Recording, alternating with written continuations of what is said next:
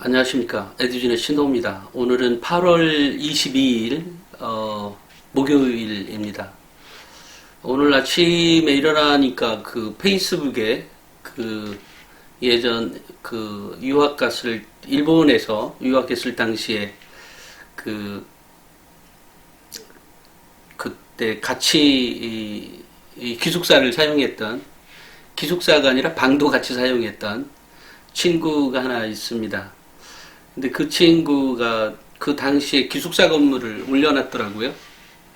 근데 올려놓으면서 이제 그때 당시에 자기 얼굴 사진하고 이렇게 올려보니까 굉장히 풋풋한 사진이 올라와서, 그런데 그 기숙사 사진을 제가 갖고 있지 않거든요. 방 사진은 있는데 그 기숙사 그 바깥쪽 사진은 없었거든요. 근데 그 사진하고 자기가 그때 있었던 자기 방의 사진을 갖다 이제 이렇게 했는데, 올렸는데 그 사진을 보니까 태극기가 딱 걸려 있는 거예요.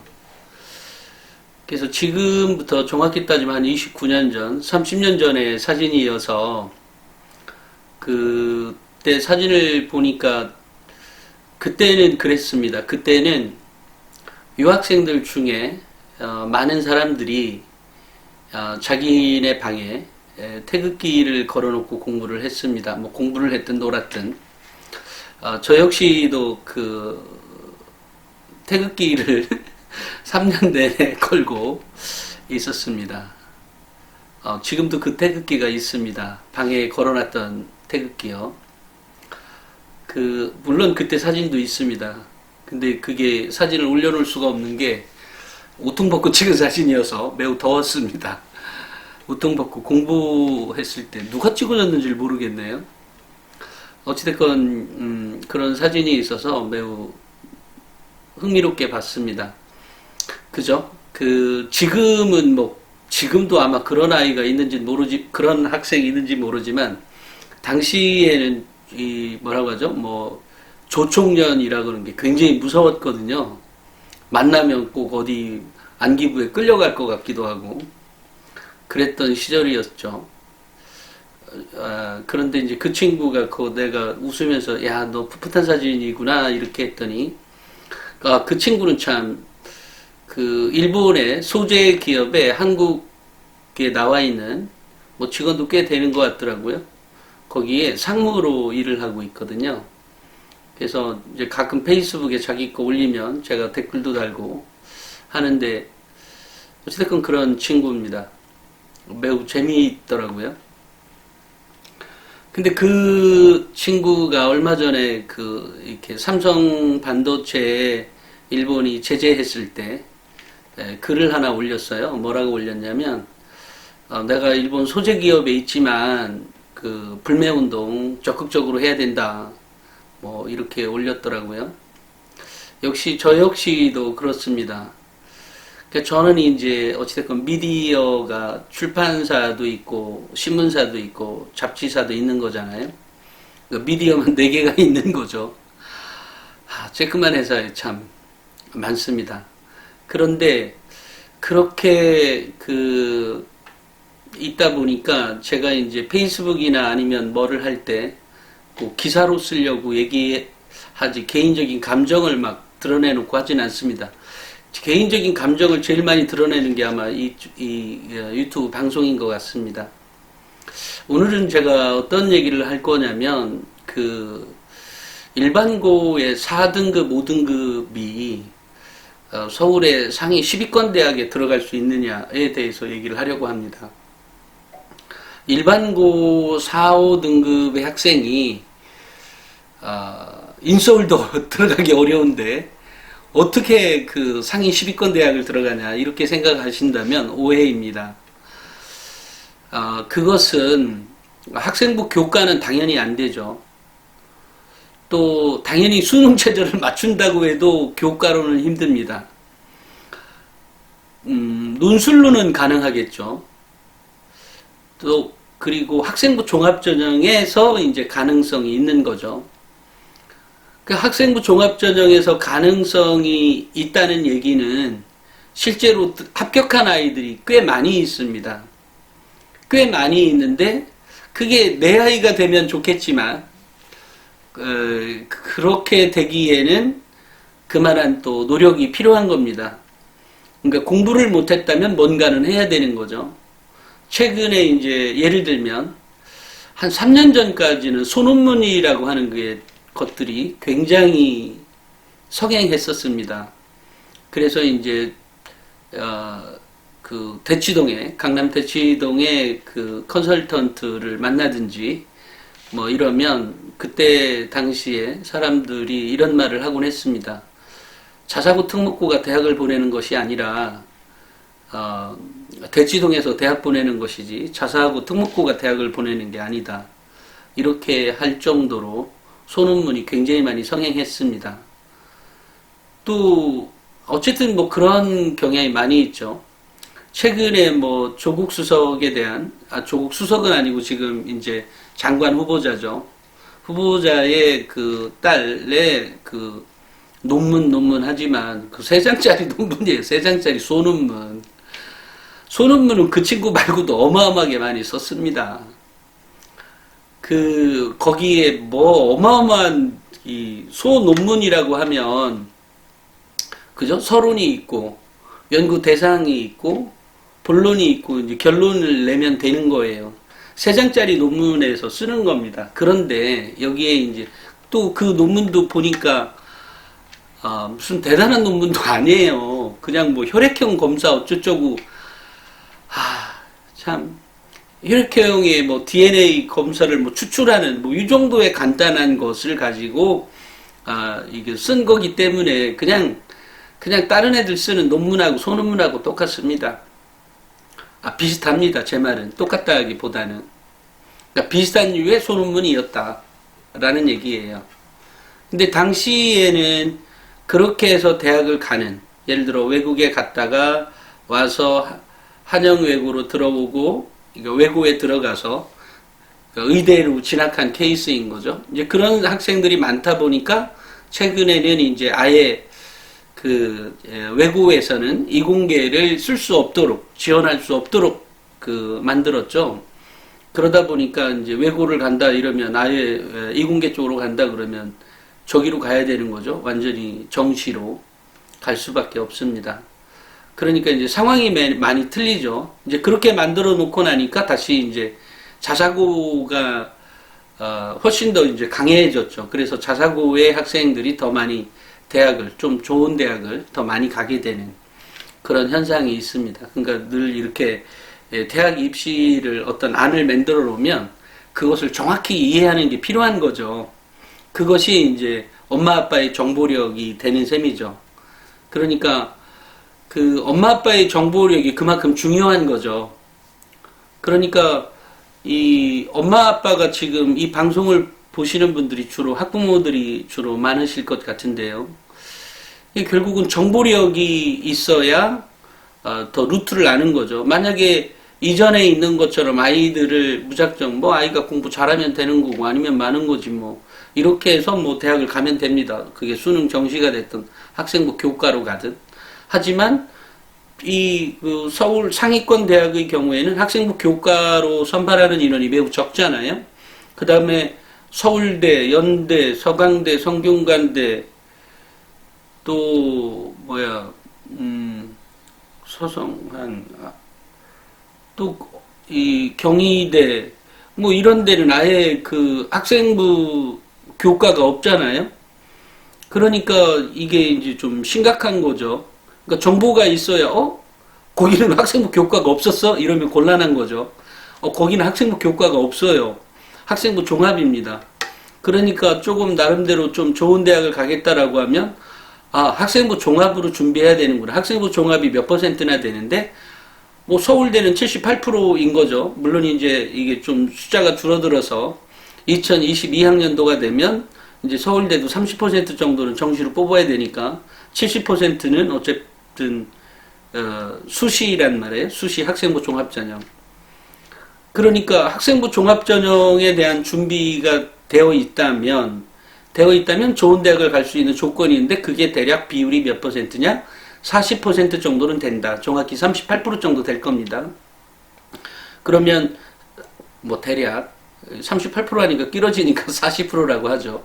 40% 정도는 학생부 종합전형으로 선발한다. 그런데 이제 그것이 논술이라고 하는 부분이 있었잖아요. 근데 논술이 지금 빠지고 있잖아요. 왜냐하면 교육부가 논술로 보지 마라. 라 그래서 성균관대도 올해부터 작년에 1000명 뽑았던 인원을 500명으로 축소했거든요. 마찬가지로 학생부 종합전형으로 선발하는 인원은 더 늘어날 겁니다. 논술에서 빠진 인원만큼 그 선발을 그 학생부 종합전형으로 하게 될 테니까요. 학생부 교과는 이제 불편하죠. 그러니까 여러 가지 문제가 있습니다. 그렇다고 고등학교를 서열로 나누자니 웃기게 되는 거고, 그렇다면 내신 따로 시골로 가방 메고 가야 됩니다. 그죠? 거기 가서 1등 하면 되는 거니까요. 그런데 이제 그런 문제점이 있기 때문에 학생부 종합전형으로 선발하는 것이 대학의 입장에서는 더 우수한 인재를 선별하는데 더 용이합니다. 그러니까 당연히 학생부 종합전형을 준비를 해야 되는 거죠. 근데 학생부 종합전형을 준비를 하게 되면 학생부 교과로 가지 못하는, 그러니까 등급으로만 따지면 학생부 교과로 가지 못하는 대학에 합격할 수 있는, 그러니까 어쨌든 원서에도 넣을 수 있는 지원 자격은 생기게 되는 거죠. 이런 겁니다. 근데 이제 좀 전에 얘기했던 소논문도 없어졌잖아요. 근데 이제 제가 이렇게 저는 이제 석사거든요. 그러니까 석사를 했는데, 그러면 석사를 했을 때 논문을 쓸 것 아니겠어요? 근데 당시에 한국에서는 뭐 그때 당시에도 학사야 그냥 어서 베껴냈습니다. 기억도 안 납니다. 뭘 베껴냈는지 제가 직접 베낀 것도 아니고 누가 베껴서 냈습니다. 그러니까 학사 때 다 그랬습니다. 물론 제가 장관 후보자가 될 마음이 전혀 없기 때문에 상관없습니다. 근데 당시에는 다 그랬습니다. 우리 나이 때는. 물론 그 이후에도 한참 그랬고요. 근데 요즘은 아예 이제 전산화가 너무 잘 되어 있기 때문에 이게 다 전산화뿐만이 아니라 거의 다 유사도 검색 이런 게 있어서 논문도 이제 무작정 베껴낼 수 있지는 못하다고 그래요. 어찌됐건 당시에는 그랬습니다. 아니었다고 하는 사람도 있을지는 모르겠습니다만 어쨌든 그 당시에는 대부분 그랬던 것 같습니다. 그 다음에 이제 다만 이제 석사 논문은 전혀 다르죠. 근데 석사 논문을 한번 써보면 그때 이제 깨달은 게요. 공부는 이래서 하는 거구나라는 생각이 들었습니다. 왜냐면 그 당시에 이 고민? 도대체 논문을 어떻게 전개해 가고 그 논문을 써내려가는 과정에서 새벽에 배가 무진장 아파서 응급실, 그러니까 일본에 있을 때죠. 응급실로 실려간 적도 있을 정도였으니까요. 그러니까 굉장히 도움이 됩니다. 그래서 아이들이 소논문 쓴다는 게 사실 정말로 별것도 아닌 것은 분명하죠. 별것도 있는 것도 있을지 몰라요. 하지만 그렇게 논문을 써내려가는 과정에서 배우는 것들이 꽤 많습니다. 그러니까 일단 문제의식부터 갖고 있어야 되겠죠. 또 그 문제의식은 다른 말로 호기심이라는 표현이 있을 수 있겠죠. 그 호기심을 해결해가는 과정에서 여러 가지 다른 곳에 논문도 찾아보게 되고 책도 찾아보게 되고 이런 거잖아요. 이렇게 찾아보는데 그 책을 할 때마다 다 주석을 갖다 붙여야 되고 정말로 많은 노력들이 들어갑니다. 이제 그런 과정에서 또 연구 대상에 대한 것도 디테일하게 서술해야 되고 또 본론을 맺어가는 그 어떤 얘기의 전개 과정도 그렇고 또 결론을 도출해내는 과정 역시도 쉽지 않은 과정이거든요. 근데 그 당시에 제가 듣기에는 한국의 경우에 석사 논문도 대충 졌다고 알고 있습니다. 예, 30년 전이라니까요. 그러니까 그랬던 것들이 요즘이야 정말로 많이 바뀌었겠죠. 또 늘상 TV에 나오면 청문회 나오는 거 보면 웬만한 사람 다 걸려, 그죠? 그 당시 한국에 그랬으니까, 저야 뭐 외국에 있었으니까 아마 검색해도 잘 안 나올 겁니다. 다만 어쨌든 베끼지 않고 정말로 열심히 했습니다. 그러니까 이런 것을 한번 경험해 보면 아이들이 많이 성장하거든요. 마찬가지로 소논문의 장점이 그랬던 것 같습니다. 물론 또 소논문을 바라보는 관점 역시도 뭐 어떤 입학사정관은 뭐 그 소논문이 뭐가 중요해, 난 쳐다보지도 않았다, 이렇게 얘기한 분도 계시고 여러 가지가 있습니다만, 어찌됐건 소논문을 경험해 본 친구들이 그런 과정을 한번 밟아본 거잖아요. 그런 경험치인 거잖아요. 우리가 특별한 창체 활동을 그 아이가 했을 때 그 아이가 우수해 보이는 거하고 같은 거라고 보시면 됩니다. 다만 이것이 학문 탐구이기 때문에 더 높은 가치를 받을 수 있는 거죠. 그래서 뭐 RN이 뭐 어쩌고저쩌고 하면서 굉장히 많은 유행을 한 적이 있었고, 또 그런 것들이 자사고나 특목고 학생들에게는 뭐 거의 웬만한 애들은 다 한 번씩 해보는, 또 그런 것들을 학교에서라도 도움이 돼주면 좋겠지만 그게 안 될 경우가 많으니까, 왜냐면 교사들이 힘들거든요, 그런 거 봐주기. 그러니까 대치동의 컨설턴트들이 진행을 했었습니다. 제가 지금 말씀드리는 요지는 뭐냐면, 대입의 경우에는 이 대입이 매번 약간씩 변화합니다. 여러 가지 이유로 사회적 이슈화가 돼서 그것을 변화시키기도 하고요. 제가 이 책에서도 명문대 합격생 학생부 대공개에서도 쓴 내용이지만, 대학의 입시는 트렌드라는 게 있습니다. 그래서 제가 얘기한 그 트렌드는 여러 가지 의미에서의 트렌드인데요. 그게 뭐냐면 사회 분위기가, 야, 누가 수상 경력이 50개, 100개 이게 말이 되냐 뭐 이러면 그 다음에 이제 그 다음 해에 수상 경력을 살짝 덜 본다든지, 봉사 시간이 먹었더니 막 이렇게 떠들면 또 살짝 덜 본다든지, 이런 경향이 좀 있는 것 같아서 제가 저런 트렌드에도 영향을 미친다 이렇게 썼습니다만, 어찌됐건 대학의 입시를 정확히 알고 있는 것, 그것이 내 아이가 그 실력은 안 됐지만 더 좋은 대학을 갈 수 있는 비결이라는 거죠. 근데 대학의 입시를 왜 이렇게 하느냐라고 하면, 아니 왜 미국도 그렇고 다 그렇게 해요. 입학사정관제는 왜 있는데요, 미국에. 대학의 입시는 대학이 결정할 수 있는 사항인 거죠. 다만 그것이 합법적인 선에서 이루어질 수 있도록 해야 되는데, 사람들 합법적으로 다 하는 거잖아요. 물론 불법적으로 하니까 문제가 되는 거지만, 예전에 왜 정유라 이런 것처럼. 근데 합법이라고 하면 결국 정보를 많이 알고 있는 사람이 합격하는 거거든요. 예를 들면 엄마 아빠가 학생부 종합전형에 대해서 전혀 몰라. 그러면 당연히 아이도 잘 모를 가능성이 있죠. 왜냐면 엄마 아빠는 공부만 하라는데 네가 일하는데 말이 돼? 이러면서 아예 준비도 못하게 하면 아주 웃기는 거, 웃긴다기보다는 당연히 이 가능성이 낮아지는 거죠. 그죠? 그러니까 정보가 꼭 필요합니다. 자, 여기서 정보는 제가 학생부 종합전형이 더 높은 대학, 지금 내 아이의 등급이 4등급 또는 5등급이어도 상위 10위권 대학에 들어가려고 하면,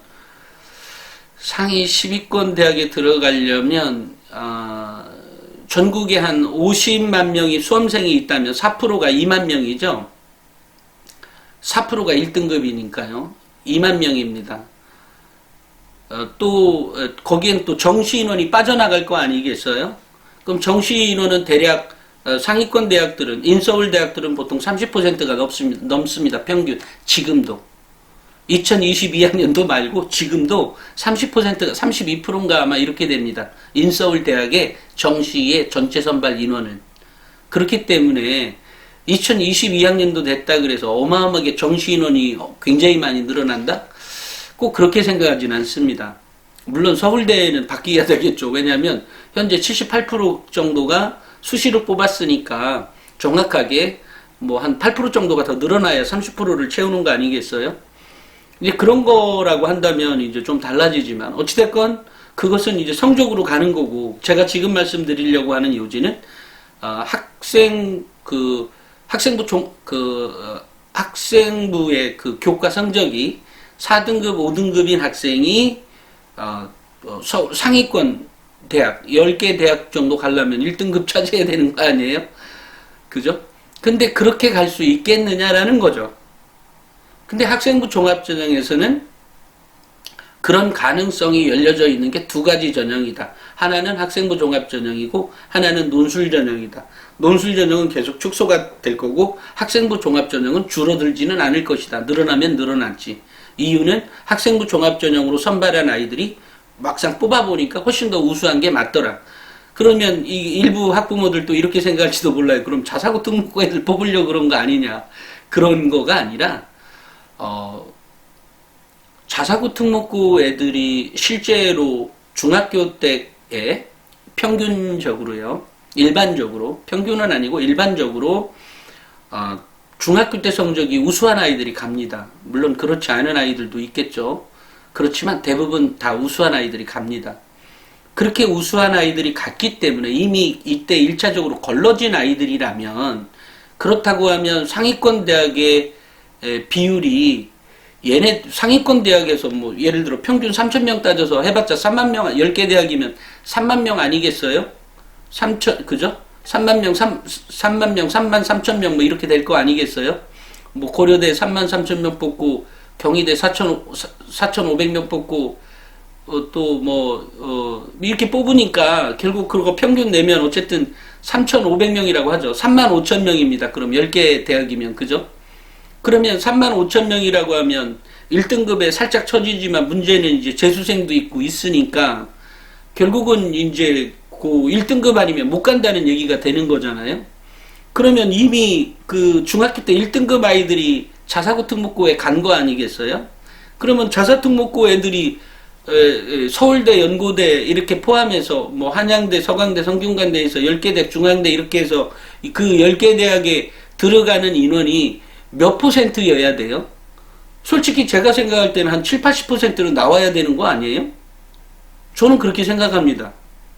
아니 일반고에 들어간 나는 뭐 일반고 가서도 충분히 뭔가 할 수 있어 라고 해서 간 아이들도 있지만 기본적으로 이때 가려지고 그 다음에 그 일반고에서는 떠드는 애들이 굉장히 많잖아요. 공부에 집중이 잘 안 될지도 몰라요.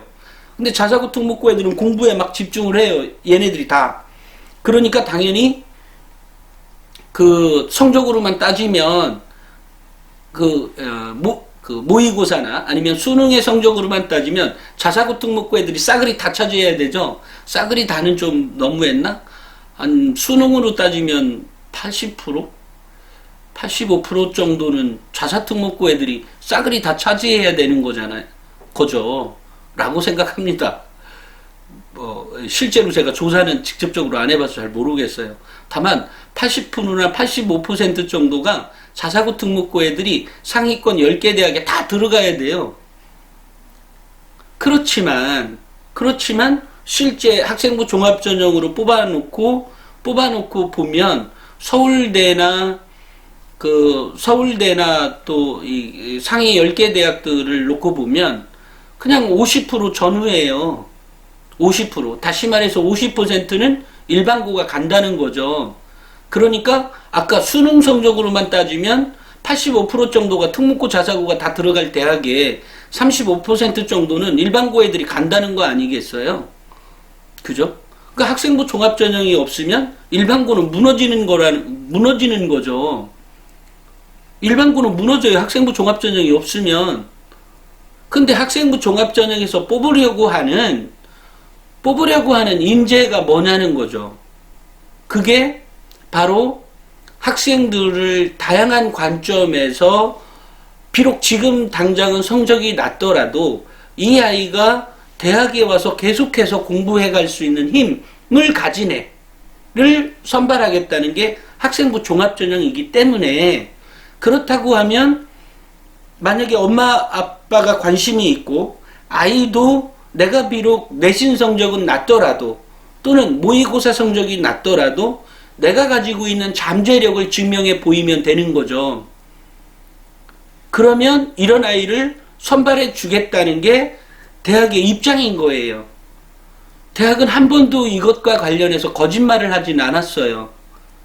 제가 면밀히 살펴봤어요. 그랬더니 거짓말 한 적 없어요. 그리고 막 추려서 막 뽑을 그 뭐 자사고 특목고가 더 좋으니까 무조건 뽑겠다. 이거 아니에요. 그럴 수 있는 오해의 소지가 분명히 존재합니다. 왜냐면 자사고의 4, 5등급은 경희대 중앙대 가는데 일반고 4, 5등급 못 가지 않냐? 못 가죠. 그렇지만 간 애도 있잖아요. 걔는 특별하다고요? 예, 특별해요. 뭐가 특별하냐는 거죠. 뭐가? 바로 인성, 학업 역량, 전국 적합성, 발전 가능성이라는 영역에서 특목고 자사고의 4, 5등급과 비교해서도 처지지 않더라 라는 거예요. 냉정한 의미에서 보면 대학이 일반고 봐주지 않을까 싶을 정도예요. 제가 보기엔. 그런 거예요. 그럴 만큼 그래서 제가 일반고 가는 게 유리하다고 하는 얘기예요. 일반고 가는 게 유리한데도 불구하고, 그런데 내 아이 서울대를 무조건 가야겠다. 서연고 무조건 보내야 되겠다. 그러면 뭐 특목고 자사고 보내세요. 그렇지만 그런 것조차도 전형을 잘만 이해하고 있으면 일반고 가는 게 유리하다라는 얘기죠. 다만 학교 구성원들이 뭐 나중에 되면 우리가 사회에 나와서 우리 같은 고등학교 출신이니까 나한테 뭐 야 펀드 좀 투자해 줘 이렇게 말할 수 있는 사람이 한두 명은 더 늘어날 수 있을지언정 그거 말고는 특별한 거 없습니다. 그죠? 내가 병원 가서 내 고등학교 나왔다 그래서 그 의사가 나한테 뭐 더 같은 고등학교 나왔네요? 아 그렇습니까? 뭐 그렇다 그래서 뭐 병원비 똑같이 되고 다 하지 뭐 특별한 거 뭐 있어요? 그런 거 아니지. 결국 개인의 역량에 따라 달라지는 것이지 틀린 거죠. 그래서 저는 그래서 쟤는 그 4등급, 5등급의 학생, 일반고에 4등급, 5등급의 학생이 4등급이 몇 퍼센트냐면 17%입니다. 그죠? 4등급이 17%고 5등급이 20%입니다. 그러면 37%가 학생들 10명 중에 한 4명 정도가 4등급, 5등급인 거예요. 우리 보통의 아이들이. 그러니까 4등급, 5등급의 아이들을 우리가 그렇게 많이 만나고 있는 거죠. 그렇게 많은 아이들이 4등급, 5등급이거든요.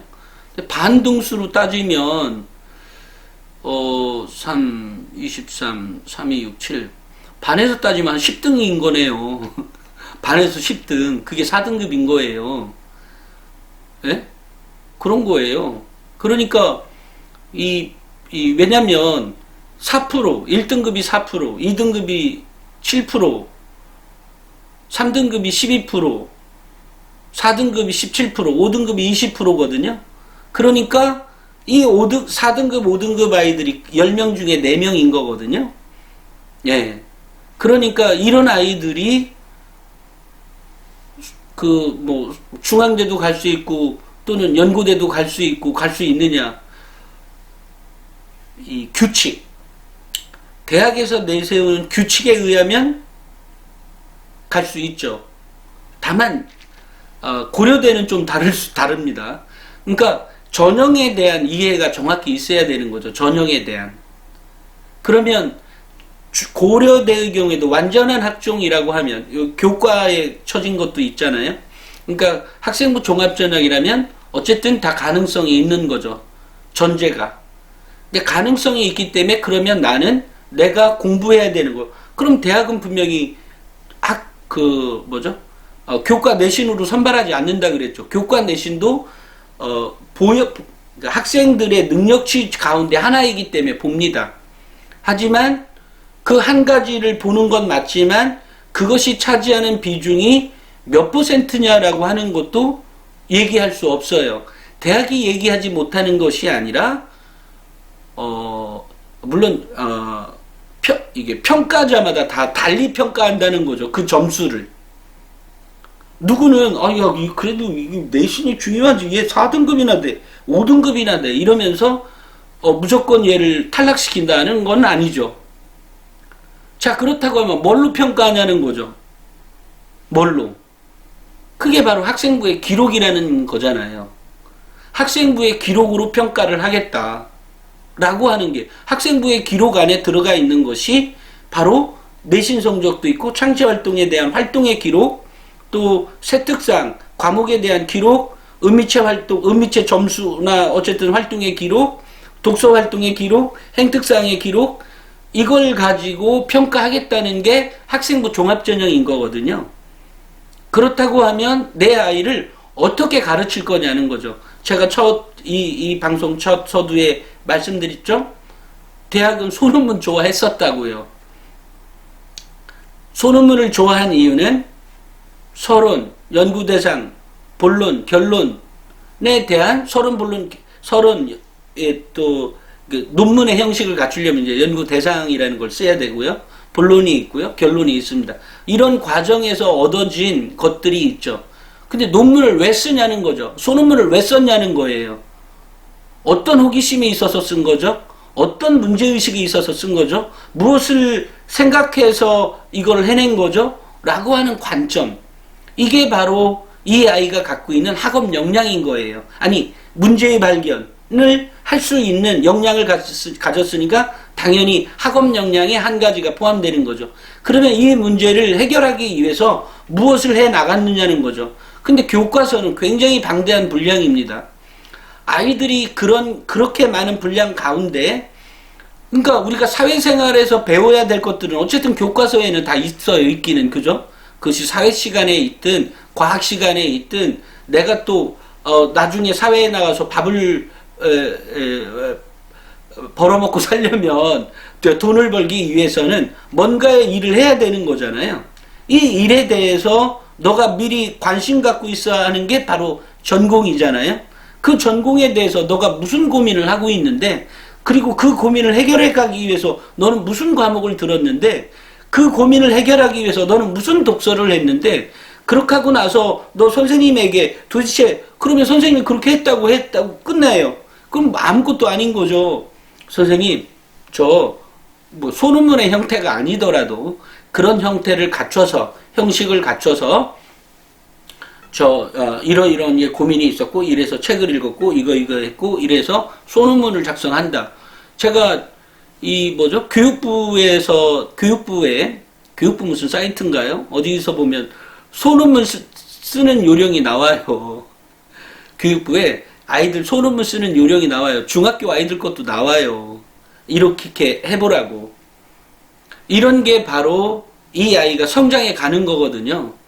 제가 아까 서두에 제 석사 논문과 관련해서 얘기했듯이 그렇게 하고 나서 제가 무슨 대단히 글 쓰는 사람도 아닌데 지금 이렇게 글 쓰는 회사에 또는 언론사에 또 저 역시도 직접 기사를 쓰는 사람의 입장에서 보면 그렇게 쓰는 거가 결국 그 당시에 석사 논문을 쓰면서 고민하고 글을 뭔가 뭐라고 하죠? 뭐 신문사처럼 가짜 뉴스를 생산하는 것이 아니라 그것에 대한 백 데이터를 어떻게 가지고 가고 뭐 이런 것들에 대한 도움을 그 당시 석사 논문을 쓰면서 배웠던 것 같습니다. 아주 그렇게 생각해요. 그리고 그런 것들이 밑받침이 돼서 지금 제가 글을 쓸 수 있는 거가 아니냐 이런 생각이 듭니다. 마찬가지로 우리 학생들에게도 그런 것들을 해보게 하는 것들이 결국은 이 아이의 역량이 커지는 거잖아요. 근데 이런 것들을 꼭 뿐만이 아니라 동아리 시간이나 자율활동 시간이나 봉사활동이나 여러 가지가 있잖아요. 그럼 봉사활동에서 얻어진 것이 진로하고도 연결이 될 수 있잖아요. 봉사활동에서 얻어진 경험이 진로를 바꿔줄 수도 있겠죠. 그런 것들에 대해서 어떤 시발점이 뭐였고, 그러니까 입학사정관이 평가하는 것은 이걸로만 꼭 평가합니다. 이렇게는 안 돼요. 다만 그런 과정성에서 나왔던 이 아이가 갖고 있는 역량이 뭐냐? 그게 제가 얘기했던 비판적 사고 능력이라 그랬죠. 비판적 사고 능력이라고 하면 분석적 사고를 할 수 있어야 되고 분석력이 있어야 되는 거죠. 또 추측하고 추론할 수 있어야 되고요. 또 유추도 할 수 있어야 되고요. 또 종합적 사고가 필요하죠. 종합적으로 생각을 해봐야 되는 거죠. 또 대안 제시 능력도 필요하죠. 이런 것들이 있어야 될 때 아이가 비판적 사고 능력과 창의력 사고가 있는 아이, 이런 아이를 선발하겠다. 그리고 이런 거를 선발하는 근본적인 이유는 어느 과에 가서든 어느 학과, 뭐 전공이 굉장히 다양하지 않겠어요? 아이들 전공이. 학과 따지면 학과 이름만 틀린 거 따지면 만 몇천 개 된답니다. 학과 이름만 따지면 전무대까지 포함해서. 근데 이전에 제가 조사해보니까 대학 4년제 대학들 보면 한 200개 뿐이 안 되는데 왜 그런 발표가 있었는지 모르겠어요. 그러니까 이름 조금만 달라도 다 쳐넣는지 그렇게 생각했는지 모르겠어요. 다만 비슷한 유로만 따져도 어찌됐건 한 1200, 300개 됩니다. 학과가. 그러면 대학교 학과들은 거의 전북대, 충북대, 전남대, 충남대 이런 데 보면, 강원대 이런 데 보면 학과만 한 80개, 100개 이렇게 돼요. 근데 어찌됐건 그렇게 많은 전공에서 필요로 하는 능력이 뭐냐는 거죠. 그런 능력은 우리 엄마 아빠들이 사회생활에서 배우는 능력과 똑같습니다. 우리 엄마 아빠가 사회생활에서 꼭 필요한 능력이라고 생각했던 것들하고 학생부 종합전형에서 원하는 인재의 능력, 인재상이 같습니다. 근데 이것이 학업 역량도 필요한 거죠. 공부를 해야 되니까. 그런 학업 역량까지 더해진 능력이 지금 그 학생부 종합전형인 거예요. 그러니까 내가 학생부 종합전형에서 대해서 나 잘 모르겠는데 도대체 뭔지를 모르겠어. 이것들은 이렇게 생각할 것이 아니라 엄마 아빠가 지금 사회생활하면서 겪어가는 능력 플러스 학업 역량이 더해진, 예를 들면 실제로 엄마 아빠들은 자기가 현재 일을 해가는 곳에서 연구 능력, 연구를 하시거나 아니면 무슨 사업을 하거나 뭐가 됐든 그 전공에 대한 기본적인 기초 지식이나 전문 지식이 꼭 있어야 되죠. 그건 너무나 당연한 거죠. 나머지의 또 다른 능력들이 있죠. 뭐가 있어요? 의사소통 능력이 있을 수 있고요. 그 사람이 사업을 하는 사람이라면 어디 가서 발표도 좀 해야 될 겁니다. 그럼 발표력도 필요한 거죠. 또 인간관계도 필요합니다. 그죠? 물론 그 인간관계가 꼭 어디 가서 살살살 거려야 된다 이런 건 아니고요. 그런 의미가 아니라 그 기본적인 가질 수 있는 그런 거에 인간관계를 얘기하는 겁니다. 또 뭐가 필요해요? 기본적으로 갖춰야 되는 인성이 필요한 겁니다. 이런 능력들이 다만 이게 대학이기 때문에 대학에서 이제 우리 자녀들은 지금 배워가는 단계 아니겠어요? 이런 거기 때문에 여기에 학업 역량을 어떻게 보느냐는 제가 아까 소논문을 써가는 관점에서 설명을 드렸죠. 그죠? 그리고 그렇게 써내려가는 과정에서 제가 아까 논문을 쓸 때 병원에 실려갈 만큼의 고민이나 어떤 고민? 또 꼭 마음 때문에 심정적인 그러니까 엄청난 스트레스가 있었겠죠. 그런데 그런 스트레스를 벗어나서 이겨내서 뭔가를 해내야 되는 거 아니겠어요? 그런 것들이 다 스트레스 관리 능력이라든지 이런 것들이 이 학생이 가져야 되는 학업 역량 안에 들어갈 수도 있겠죠. 또는 발전 가능성일 수도 있고요. 또는 이것이 전공 적합성일 수도 있습니다. 공부하려면 책상에 오래 앉아 있어야 되는 거죠. 그죠? 그런데 여기에 이런 학생들이 전국에는 없을 것 같지만 꽤 많아요. 어차피 경쟁이니까요. 근데 이렇게 있는 것 플러스 아이들에게 필요한 능력이 뭐예요? 영어 능력이죠. 외국어 능력. 왜냐면 전공서적 볼래 봐요. 영어 원서책 봐야 돼요. 당연히 봐야 되는 거 아니에요? 왜 그 아이, 아까 조국 수석 딸내미의 딸에 그게 한글로 쓴 것도 아니고 영어로 쓴 거잖아요. 그랬더니 그 교수가 진짜인지 아닌지 모르겠습니다만 지금 언론사에 나온 거 보면 영어로 써가지고 영어를 잘 써서 그랬다고 일저자 이저자 아무것도 아닙니다. 어찌됐건 그랬다고 하고 그런데 영어로 썼으니까 더 우수해 보이는 거죠. 그죠? 그런 거예요. 마찬가지로 영어를 얼마나 그 아이가 해 나가느냐. 또 하나 여기서 영어 말씀을 드리니까 영어 한마디를 더하면 영어는요, 기본적으로, 어, 그, 요즘은 이 수능에서 감점제잖아요. 뭐 0.1점씩 감점하든 0.2점씩 감점하든 이런 거예요. 아예 또 뭐 한 7등급이, 6등급, 5등급 미만은 뭐, 감점을 뭐 한 0.5점, 6점, 7점 이런 식으로 더 많이 펑 튀게 하지만 1, 2, 3등급 보면 그럼 영어는 안 해도 되죠, 공부를. 등급만 생각하면 뭐 대충 봐도 3, 4등급 나오지 않겠어요? 그런데 학생부 종합전형에서는 영어 능력이 매우 중요합니다. 이유는 아니 공부하려면 영어책 봐야 된다고요. 근데 그 영어책이 정말로 실생활에서 적용이 많이 된, 그러니까 예를 들면 영어 원서책을 많이 본다든지, 그래야 영어 원서책을 볼 거 아니에요. 대학에 우리가 영어 원서책 예전에 봤듯이 영어 원서책이 영어 회화가 됐든 이런 커뮤니케이션 소통 능력까지 있는 게 매우 중요한 능력인 거죠. 그리고 실제로 그런 것들을 평가합니다. 근데 그런 평가를 오지게 보는 대학이 있는 거죠. 좋은 대학일수록. 근데 그 밑에 대학 애들이 바쁘다 보니까 그런 능력이 없어요. 근데 뭐죠? 그 외고에 가는 애들 보면 영어 하는 애들 많아요. 예.